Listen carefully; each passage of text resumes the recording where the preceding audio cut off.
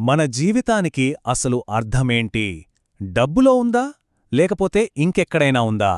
రండి, ఈరోజు ఇద్దరు స్నేహితుల కథ ద్వారా ఈ ఎప్పటినుంచో ఉన్న ప్రశ్నకు సమాధానం వెతుకుందాం. ఇది బంగారం మరియు జీవిత పరమార్థం గురించిన కథ. మనలో ప్రతి ఒక్కళ్ళం ఎప్పుడూ ఒకప్పుడు ఈ ప్రశ్న వేసుకునే ఉంటాం కదా.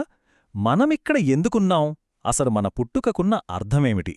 ఈ కథ మనకి ఆ సమాధానం వైపు దారి చూపించొచ్చు. మన కథ ఒక పల్లెటూరులో మొదలవుతుంది. అక్కడ రాము, శేఖర్ ఇద్దరూ ప్రాణస్నేహితులు. చిన్నప్పణ్నించి కలిసే పెరిగారు. కాని పెద్దయ్యాక వాళ్ళిద్దరూ ఎంచుకున్న దారులు మాత్రం వేరువేరు. రాముకు డబ్బే లోకం, డబ్బే ప్రపంచం. ప్రతి క్షణం ఎలా సంపాదించాలి అనేదే ఆలోచన. కాని శేఖర్ అలా కాదు.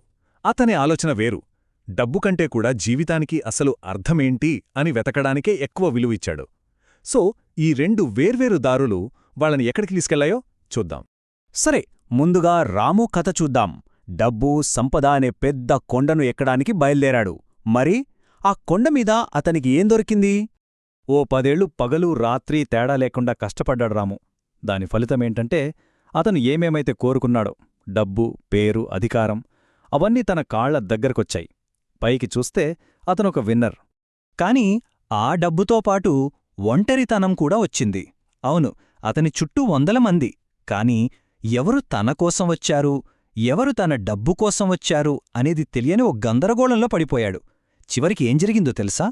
తను ప్రాణంగా నమ్మినవాళ్లే తనని మోసం చేశారు. అప్పుడు తనలో తనే ఒక ప్రశ్న వేసుకున్నాడు. అన్నీ ఉన్నాయి నా దగ్గర, అయినా నా మనసులో ఈ ఖాళీ ఏంటి? ఇంత సంపాదించాను, కాని ప్రశాంతతెందుకు లేదు? అప్పుడతనికి అర్థమైంది, సంపద సుఖాన్నివ్వొచ్చేమో కాని శాంతిని మాత్రం ఇవ్వలేదని. సో రాము ఇలాంటి ఒక సందిగ్ధంలో ఉన్నప్పుడు అతని పాత స్నేహితుడు శేఖర్ మళ్ళీ తన జీవితంలోకి వచ్చాడు. ఇక్కడనుంచే అసలు కథ ఒక ముఖ్యమైన మలుపు తీసుకుంటుంది. శేఖర్ సింపుల్గా ఒక్క మాట అన్నాడు. రాము, బంగారం బురదలో పడినా దాని విలువ తగ్గదు. అది ఎప్పటికీ బంగారమే. కాని అసలు సమస్య ఎక్కడుందంటే ఆ బంగారాన్ని మనం బురద అనుకుంటే మనకు బురదే కనిపిస్తుంది, దాని విలువ మనకు తెలీదు. మన జీవితం కూడా అంతే. మనలో చాలా విలువుంది, కాని దాన్ని మనం గుర్తించినంతకాలం అదంతా వృధా అనే మనకనిపిస్తుంది. సరే, మరి మనలో ఉన్న ఆ విలువను గుర్తించటమెలా? శేఖర్ ఆ రహస్యాన్ని కూడా చెప్తాడు. దాని పేరే జ్ఞానం అనే అగ్ని. ఇది బయటెక్కడో దొరికేది కాదు, మన లోపల నుంచి రావాల్సిన ఒక అవగాహన. చూడండి, అగ్ని మలినాలన్నిట్నీ కాల్చేసి బంగారం స్వచ్ఛతనెలాగైతే బయటకు తెస్తుందో, అలాగే ఈ జ్ఞానమనే అగ్ని మన జీవితంలో ఉన్న అనవసరమైన ఆకర్షణల్ని, మన భయాలని తీసేసి మన అసలు స్వరూపం ఏంటో మనకు చూపిస్తుంది. అంటే దీని అర్థమేంటంటే, ఊరికే బ్రతకడం ముఖ్యం కాదు. జ్ఞానంతో మన గురించి మనం తెలుసుకుని బ్రతికినప్పుడే మన జీవితం ఒక బంగారంలా మెరుస్తుంది. అప్పుడే మన ఉనికికి ఒక అర్థం, ఒక ప్రయోజనం వస్తుంది. అందుకే అంటారు, జ్ఞానంతో బ్రతికే జీవితం మెరిసే బంగారంలాంటిది.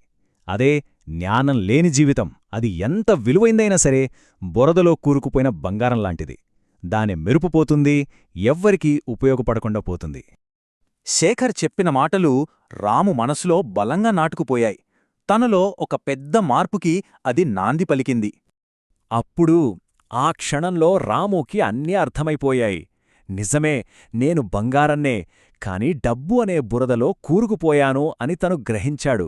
ఇది అతని జీవితంలో ఒక టర్నింగ్ పాయింట్. సో రాము మారిన తీరుని మనం 3 దశలుగా చూడొచ్చు. ఫస్ట్, తన అసలు విలువ ఏంటో గ్రహించాడు. ఆ తర్వాత ఆ గ్రహింపుతో తన ఫోకస్ని డబ్బు నుంచి జ్ఞానం వైపు మార్చుకున్నాడు.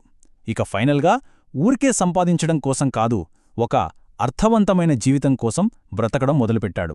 సరిగ్గా అప్పుడే అతను నిజంగా బ్రతకడం స్టార్ట్ చేశాడు. చివరిగా ఈ కథ మనందరికిచ్చే సందేశం ఒక్కటే: మనిషిగా పుట్టడం గొప్ప కాదు, మనం బ్రతికే జీవితానికి ఒక అర్థాన్నివ్వటమే అసలైన గొప్పతనం. మరి మన జీవితం అనే ఈ బంగారాన్ని మనం మెరిపిస్తున్నామా లేక బురదలో వదిలేస్తున్నామా? ఒక్కసారి ఆలోచించండి.